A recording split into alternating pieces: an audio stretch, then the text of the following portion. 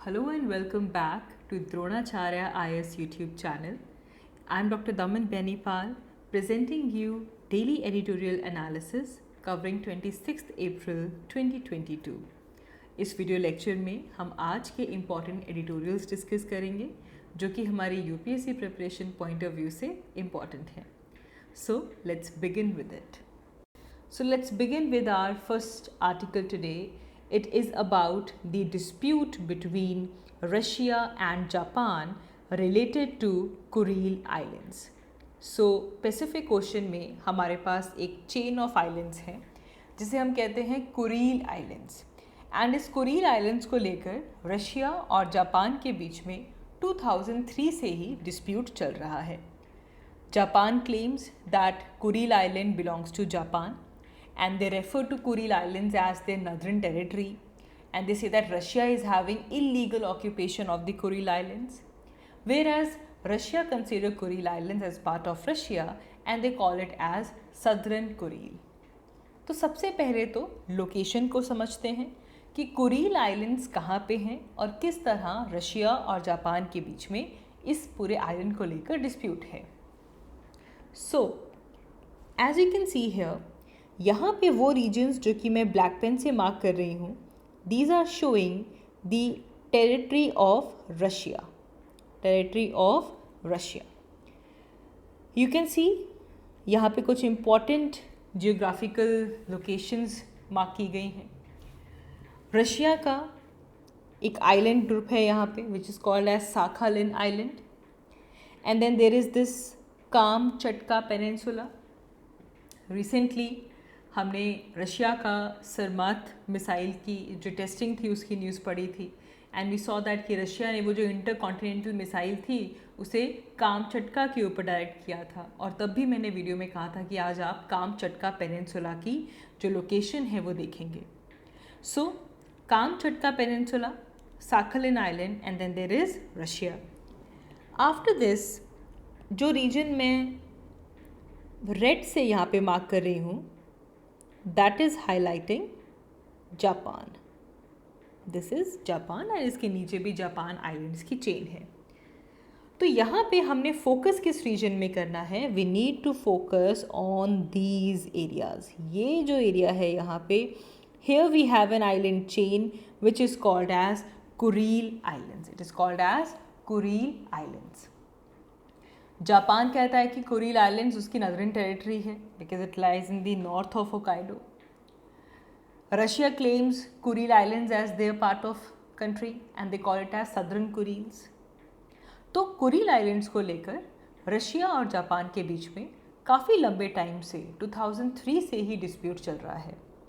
However जब से ही रशिया ने यूक्रेन की इन्वेजन की है, now Japan being west ally, now Japan has taken a strong note on this. Japan ने 22 अप्रैल को Japan's diplomatic blue book for 2022 में ये डिस्क्राइब किया that Kuril islands are under Russia's illegal occupation. Now ये important क्यों है? This is for the first time in 2 decades that Japan has used this phrase to describe the dispute which is going between them related to Kuril Islands. Japan अभी तक काफ़ी software language ही use कर रहा था, and although ये जो dispute है ये रशिया और जापान के जो बायलेटरल टाइज़ हैं उसमें एक बड़ा कंसर्न था, लेकिन ये पहली बार ऐसा हुआ है कि जापान ने इतने स्ट्रॉन्गर नोट में ये कहा है कि कुरील आइलैंड्स के ऊपर रशिया की इलीगल ऑक्यूपेशन है. ना कुरील आइलैंड्स की लोकेशन हमने देखी. Mainly these a set of 4 islands over here जो कि बिल्कुल पैसिफिक ओशन में हमारे पास जो सी ऑफ ओखोत्स्क है, सी ऑफ ओखोत्स्क यहाँ पे लाई करता है. जापान का जो होकाइडो है इसके नॉर्थ में लाई करते हैं कुरील आइलैंड्स, एंड इसको लेकर रशिया और जापान दोनों ही इस आइलैंड के ऊपर क्लेम करते हैं. However Russia control these Kuril islands since the end of world war 2. World war 2 के एंड से ही रशिया कुरील आइलैंड्स के ऊपर अपना कंट्रोल इन्होंने रखा हुआ है. सोवियत यूनियन ने वर्ल्ड वॉर 2 जब एंड हुआ था तब इस आइलैंड को सीज कर लिया था, and by 1949 they expelled the Japanese residents from these Kuril Islands, whereas Japan claims that the disputed island has been part of Japan since the early 19th century. तो Kuril islands को लेकर Japan और Russia के बीच में एक लंबा quarrel चल रहा है ना। इस डिस्प्यूट के पीछे हमारे पास दोनों ही कंट्रीज़ के अपने अपने क्लेम्स हैं। सबसे पहले अगर हम जापान की बात करें, so Japan claim their sovereignty and they confirm this by several treaties like Shimoda Treaty of 1855, 1875 Treaty for the exchange of Sakhalin for Kuril Islands, जिसे Treaty of St. Petersburg भी कहा जाता है। Along with this, Portsmouth Treaty of 1905, which was signed after the Russo-Japanese War of 1904 and 05, जिसमें Japan ने Russia को हराया था। Whereas Russia on the other hand, they have their own claims. Russia claim Yalta Agreement of 1945, Potsdam Declaration 1945 as a proof of their sovereignty, and they even argue that कि जो San Francisco Treaty थी 1951 की, it is a legal evidence that Japan had acknowledged that Russia is having sovereignty over the Kuril Islands. Now, under Article 2 of this treaty, Japan has renounced all the rights and title and claims to the Kuril Islands. तो दोनों ही sides अपनी sovereignty को claim करने के लिए अपने अपने agreements यहाँ पे सामने लेकर आ रही है ना। रशिया का बड़ा क्लेम यहाँ पे सैन फ्रांसिस्को ट्रीटी के साथ है। इसे लेकर जापान ये क्लेम करता है कि सैन फ्रांसिस्को ट्रीटी को यहाँ पे यूज़ ही नहीं किया जा सकता because Soviet Union never signed the peace treaty, and Japan also refuses to concede that the 4 disputed islands were in fact part of Kuril chain. तो टेक्निकली देखा जाए तो वर्ल्ड वॉर सेकेंड के बाद दोनों ही कंट्री ने कोई भी पीस ट्रीटी साइन नहीं की है। तो इसका मतलब क्या, जापान और Russia they are still at war because there is no peace treaty which has been sign. Well 1956 में during Japanese prime ministers visits to the Soviet Union, it was suggested that the 2 of the 4 islands would be returned back to Japan once a peace treaty was signed. However, persisting differences prevented the signing of a peace treaty, though the two countries signed the Japan-Soviet Joint Declaration. तो world war second के बाद Japan Soviet joint declaration तो sign हो गया, जिससे कि दोनों countries के बीच के जो डिप्लोमेटिक रिलेशंस थे वो रिस्टोर हो गए, लेकिन जो पीस ट्रीटी जो थी वो यहाँ पे कंक्लूड नहीं हो पाई। Soviet Union later even harden its position. They even refused to recognize that a territorial dispute existed with Japan, and it was only in 1991 when Mikhail Gorbachev visited to Japan that USSR recognized that these islands were subject to territorial dispute. इससे पहले तो वो मान ही नहीं रहे थे कि कोई dispute है भी नहीं या नहीं। तो 1991 में चलो रशिया ने अपनी तरफ से ये मान लिया कि कुरिल आइलैंड्स को लेकर उनका जापान के साथ डिस्प्यूट चल रहा है। तो क्या 1991 से लेकर अब तक इस डिस्प्यूट को सॉल्व करने के लिए कुछ अटेम्प्ट्स किए गए हैं? सो 1991 से लेकर there were many attempts that were done to resolve this dispute and to sign a peace treaty as well. Most recent attempt was under Prime Minister Shinzo Abe, when a joint economic development of disputed islands was explored.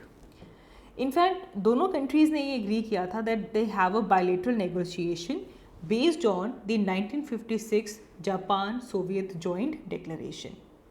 Russia was even willing to give 2 islands back to Japan. These two islands were Sikhotan Island and Harbomai Island.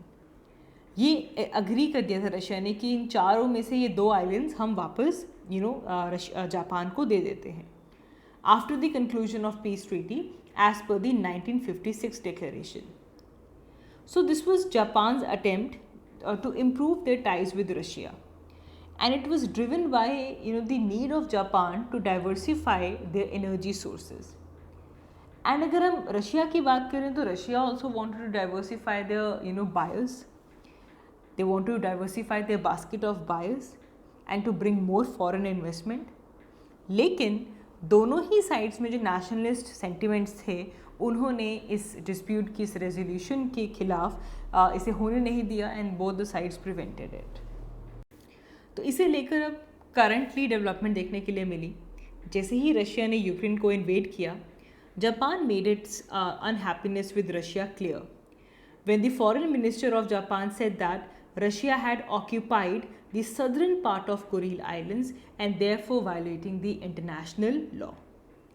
Japan has been among the most steadfast of the Western alliance, in denouncing the Russian aggression and pushing it with sanctions. Japan ने हमेशा waste allies का साथ दिया है। तो अब ये अप्रैल 22 को जो स्टेटमेंट आई है in the diplomatic blue book, this will further damage the relation of Japan and Russia. And Japan has probably been spurred up by the fear of Russia-China alliance. क्योंकि अगर हम रशिया-चाइना अलायंस जो कि इस Russia Ukraine war के सामने निकल के आया है, Japan has territorial disputes with Russia and they have a uneasy history with China as well. और रशिया और चाइना की जो दोस्ती है वो यहाँ पे हमें प्रेजेंटली देखने के लिए मिल रही है। तो ये भी कहा जा रहा है कि this is been spurred up by the relation of Japan, the relation of Russia and China. Secondly, Japan को ये भी लगा होगा कि ये अच्छी अपॉर्चुनिटी है to isolate Russia and to paint it as a habitual offender by international law, कि यूक्रेन के साथ तो जो हो रहा है इसी दौरान जो जापान का डिस्प्यूट है उसे भी हाईलाइट किया जाए ताकि रशिया को आइसोलेट किया जा सके और एज अ हैबिचुअल ऑफेंडर के तौर पे इसे लेबल किया जा सके। Finally, Japan may have, prompt to take this position as it feels that invasion of Ukraine proves that getting back the, Kuril Islands is a lost cause. ऐसा ना हो कि दोबारा कुरील आइलैंड्स जापान को मिल ही ना पाएँ, ये लॉस्ट चांस ना बन जाए, इसकी वजह से भी इन्होंने दोबारा इस पूरे डिस्प्यूट को इस लेवल पे रेस किया है। So Japan's policy shift on Kuril island will only embitter the bilateral relationship between both the countries. इससे जो एडवांसिंग पॉसिबिलिटीज़ थी दोनों कंट्रीज़ के बीच में वो यहाँ पे एम्बिटर होती है। And this is one challenge with China and Russia coming together against it. तो फिलहाल एक न्यू डेवलपमेंट जो हमें रशिया और जापान के बीच में देखने के लिए मिली है, that is happening with respect to Kuril islands. आगे बढ़ते हैं। हमारा नेक्स्ट आर्टिकल साउथ एशिया के एनर्जी जनरेशन से रिलेटेड है। The title of this article is the goal of an energy secure South Asia. Now South Asia की अगर हम बात करें, so 1/4 of global population lives in South Asia and अगर area wise देखें तो South Asia accounts for 5% of the world's land mass. तो हम ये कह सकते हैं कि 5% वर्ल्ड लैंड मास पे 1/4 वर्ल्ड पॉपुलेशन लाई करती है, रहती है। एंड इस साउथ एशिया में अगर हम इलेक्ट्रिसिटी जनरेशन की बात करें तो as compare to 1990 the energy generation has increased exponentially. 1990 में साउथ एशिया का जो पोटेंशियल था that was 340 terawatt hours and in 2015 this increased to 1500 terawatt hours। and इसे लेकर हर एक साउथ एशियन कंट्री ने बड़ी अचीवमेंट्स की हैं। बांग्लादेश की बात करें सो Bangladesh has achieved 100% electrification and even recently Bhutan, Maldives, Sri Lanka they have also accomplished this in 2019। 100% electrification हो चुकी है। इंडिया और अफ़गानिस्तान के लिए, इंडिया के लिए जो फिगर है दैट इज़ 94.4%, अफ़गानिस्तान 97.7% इलेक्ट्रिफिकेशन हो चुकी है। भूटान जहाँ पे 100% इलेक्ट्रिफिकेशन हो चुकी है, it has cheapest electricity price in South Asia. सबसे सस्ते इलेक्ट्रिसिटी प्राइसेस भूटान में है। एंड यहाँ पे अगर हम देखें तो इट इज़ $0.036 पर किलोवाट आवर। इंडिया की अगर बात करें तो इंडिया के साउथ एशिया में हाईएस्ट इलेक्ट्रिसिटी चार्जेस हैं। इट इज़ अराउंड $0.08 पर किलोवाट आवर्स। बांग्लादेश गवर्नमेंट ने अपना जो पावर प्रोडक्शन है उसे काफ़ी रिवैम्प किया है एंड 2009 में जो पावर डिमांड थी that was around 4942 kilowatt hours, and now 2022 में ये इंक्रीज हो चुकी है to more than 25,000 megawatts. Whereas India की अगर बात करें, so India is also trying to transition towards renewable energy, so that renewable energy provide for 40% of our total consumption. Now यहाँ पे पाकिस्तान थोड़ा स्ट्रगल कर रहा है to reduce their power shortage by which is negatively impacting their economy. तो almost south Asia का हर एक country electrification के अंदर अच्छा कर रहा है. नाउ जो साउथ एशियन कंट्रीज़ की जो इलेक्ट्रिसिटी पॉलिसी है, it basically aims to provide electricity to every household. जो ऑब्जेक्टिव है हमारी पॉलिसी का, दैट इज़ टू प्रोवाइड और to supply reliable quality electricity in an efficient manner. साथ ही में जो रेट्स हों वो रीजनेबल हों, and we need to protect the consumer interest here as well. और इन इश्यूज़ को एड्रेस किया जाता है which includes generation of electricity, transmission, distribution, rural electrification, research and development in this field, environmental issues, energy conservation and human resource training. तो हमारी जो south Asia में जो इलेक्ट्रिसिटी पॉलिसी है वो कुछ इस तरह से गवर्न हो रही है. नाउ इसके बाद अगर हम सोर्सेज की बात करें, we talk about the sources of electricity, तो एक चीज़ हमें यहाँ पे नोट करनी होगी कि साउथ एशिया की जो कंट्रीज़ हैं इनके अंदर जियोग्राफिकल डिफरेंसेस हैं, और इन जियोग्राफिकल डिफरेंसेस की वजह से all these countries have different approach which depends upon the resources. India की बात करें तो इंडिया हेविली कोल के ऊपर डिपेंड करता है. हमारी 55% इलेक्ट्रिसिटी प्रोडक्शन कोल से होती है. नेपाल की बात करें तो नेपाल की 99.9% इलेक्ट्रिसिटी जनरेशन हाइड्रो पावर से होती है. बांग्लादेश की 75% पावर प्रोडक्शन नेचुरल गैस पे डिपेंड करती है. Sri Lanka depends upon oil and it is spending as much as 6% of its GDP just for importing oil. So different countries in South Asia, they have different sources of energy. ना इसके बाद हम ये जो electrification का topic discuss कर रहे हैं, it is very important for us to understand the role of electrification in economic growth of a country. किसी कंट्री की इकोनॉमिक ग्रोथ में इलेक्ट्रिफिकेशन का क्या रोल होता है, इसे यहाँ पे समझते हैं. Now this is said that अगर 0.46% इंक्रीज हमारी एनर्जी कंजम्पशन में आए, it ultimately leads to 1% increase in GDP per capita. तो 0.46% increase in electricity consumption leads to 1% increase in GDP per capita. तो डेफिनेटली इलेक्ट्रिफिकेशन के साथ ग्रोथ आती है. इलेक्ट्रिफिकेशन हमारी जो लाइफस्टाइल है उसे इम्प्रूव करता है, but it also adds to the aggregate economy by improving the nations GDP. Now middle income countries की अगर हम बात करें, power generation is a very essential role in economic growth of a country. जितनी ज़्यादा electricity होगी उतनी investment आएगी, उतनी इकोनॉमिक एक्टिविटीज़ उस कंट्री के अंदर और आउटसाइड काम करेगी, which makes it more feasible और ऑपरेशन और very feasible option rather to other forms of investment such as foreign direct investment. South Asian nations को काफ़ी बेनिफिट मिला है by widening the electricity coverage. चाहे इंडस्ट्रीज़ की बात हो, चाहे हाउस होल्ड की बात हो, जो इलेक्ट्रिसिटी कवरेज है उसे वाइडन अप करके साउथ एशियन कंट्रीज़ काफ़ी बेनिफिट में रहे हैं. फॉर एग्ज़ाम्पल अगर बांग्लादेश की GDP की बात करें तो 50.3% of Bangladesh GDP it comes from industrial and agricultural sector which cannot function efficiently without electricity. This is the role of electricity.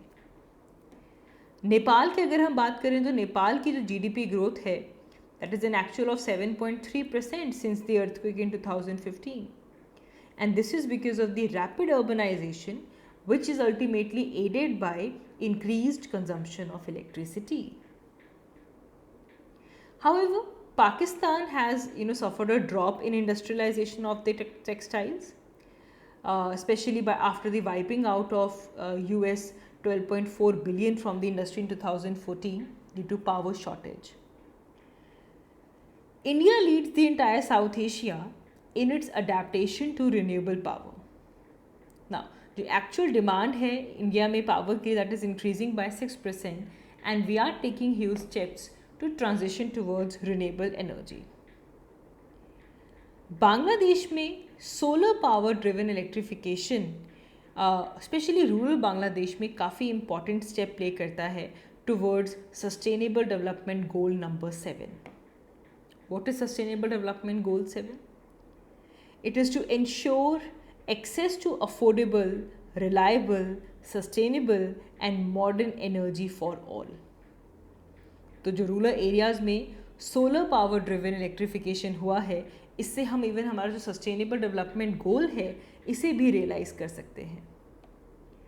By engaging more than 100,000 female solar entrepreneurs, we are also achieving Sustainable Development Goal number 5, that is to achieve gender equality and empower all women and girls. यहाँ पे अगर हम India की pledge देखें, so India has pledged to move 40% of the total energy produced to renewable energy. Now this is also a big step. Access to electricity, which ultimately improves infrastructure. And इससे हम हमारा sustainable development goal number 9 achieve कर सकते हैं, that is to build resilient infrastructure, promote inclusive and sustainable industrialisation and foster innovation.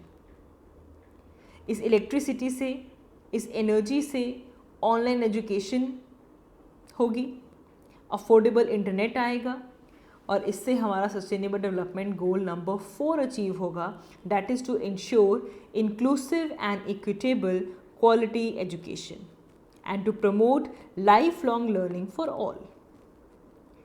And जितने ज़्यादा लोग इस पूरे प्रोसेस में एम्प्लॉयड होंगे, हमारा सस्टेनेबल डेवलपमेंट गोल नंबर 1 भी यहाँ से अचीव होगा, that is no poverty. And इससे हमारे पास जो टेक्नोलॉजी बेस्ड जो हेल्थ सॉल्यूशंस हैं उनका जो एक्सेस है वो इंक्रीज़ होगा. सस्टेनेबल डेवलपमेंट गोल नंबर 3 की रियलाइजेशन होगी, which is to ensure healthy lives and to promote wellbeing for all at all edges.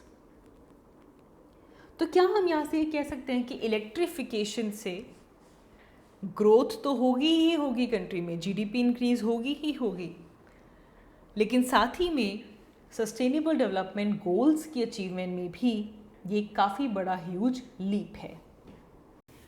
So after this, if we see the focus area of the South Asian countries, for their 100% electrification, different countries के लिए कौन कौन से focus areas रहे हैं to achieve 100% electrification.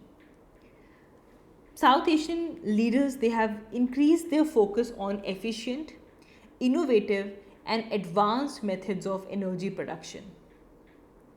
इसे लेकर अगर हम प्राइम मिनिस्टर नरेंद्र मोदी की बात करें, so in the net zero by 2070 which he pledged at COP26 in Glasgow, it asserted India's target to increase the capacity of renewable energy from 450 gigawatts to 500 gigawatts by 2030. South Asian countries के पास renewable energy के जो sources हैं very vast, चाहे वो hydro power हो, solar wind हो, geothermal energy हो, biomass हो, which can be harnessed for domestic use as well as for regional power trade. Now आप environment में पढ़ते हैं clean development mechanism, the first ever clean development mechanism, it benefits. इससे poverty reduction होगी, energy efficiency आएगी and this will improve the quality of life. That was realized when there was Indo-Bhutan hydro trade in 2010. So definitely the region is moving towards green growth and energy. India is hosting International Solar Alliance. Bangladesh की अगर हम बात करें, so the rural places in Bangladesh, they are unreachable with traditional grid based electricity. So 45% of their power needs are met through the rooftop solar panel program. So this is an important step in achieving Bangladesh nationally determined contribution target of 10% renewable energy of total power production.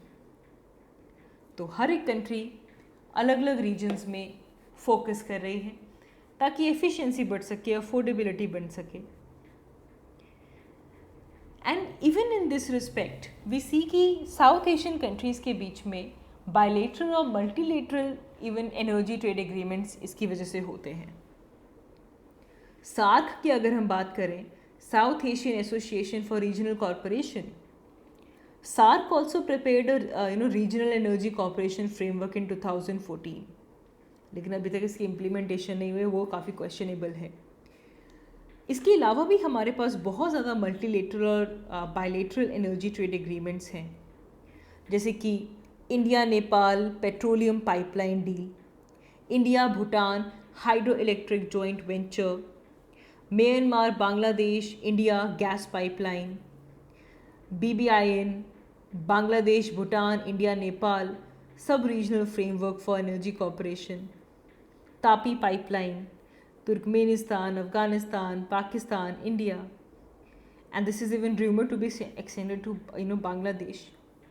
तो countries के बीच में energy को लेकर, electricity को लेकर, energy के field में काफ़ी ट्रेड डील्स होती हैं.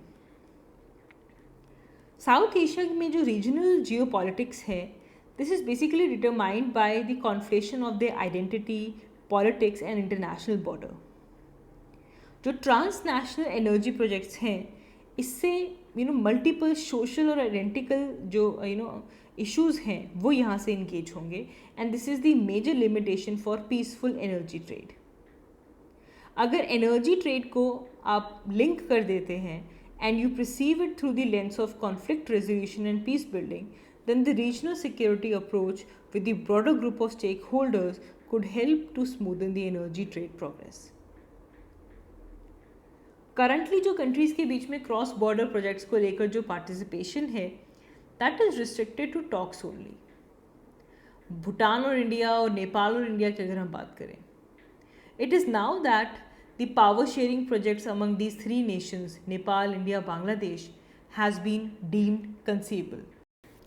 So in this regard, India export 1200 megawatts of energy to Bangladesh, which is sufficient for around 25% of the daily energy demand, and काफ़ी significant amount Kokrajhar power plant जो आसाम में है वहाँ से जाता है. Bhutan exports 70% of their own hydropowered electricity to India. Nepal, on the other hand, not only sell its surplus hydroelectricity to India, but they also export fossil fuels to India. So ultimately, South Asia, it is reinforcing its transmission and their distribution framework, ताकि जो energy demands हैं जो कि लगातार grow हो रही हैं, इसे हम cater कर सकें. This can be done not only through expansion of the power grid, this can be done by boosting the green energy, जैसे कि कहीं पे solar power plant लगा है, hydroelectricity लग रही है. So going forward, we need resilient energy framework that is needed, and we need better building design practices as well. Climate proof infrastructure, flexible monetary framework, and साथ ही में we need an integrated resource plan which ultimately supports the renewable energy innovation. And government खुद अकेले जो reliable और secure energy framework provide नहीं कर पाएगी, इसके अंदर private sector और private investment भी बहुत crucial हो जाती है. 2022 में जो private financial investment आई है बांग्लादेश में for household power, that was 44%. India में 48.5% एंड पाकिस्तान में 53%. So the public-private partnership, this can be an harbinger in meeting the energy transition challenges that for the world's most populous region, which is South Asia. आगे बढ़ते हैं. हमारा next editorial all India house hold consumer expenditure सर्वे से related है. इसे हमने हमारे daily current affair video lectures में भी कवर किया था एंड आज इसे लेकर द हिंदू न्यूज़पेपर में एडिटोरियल भी आया है।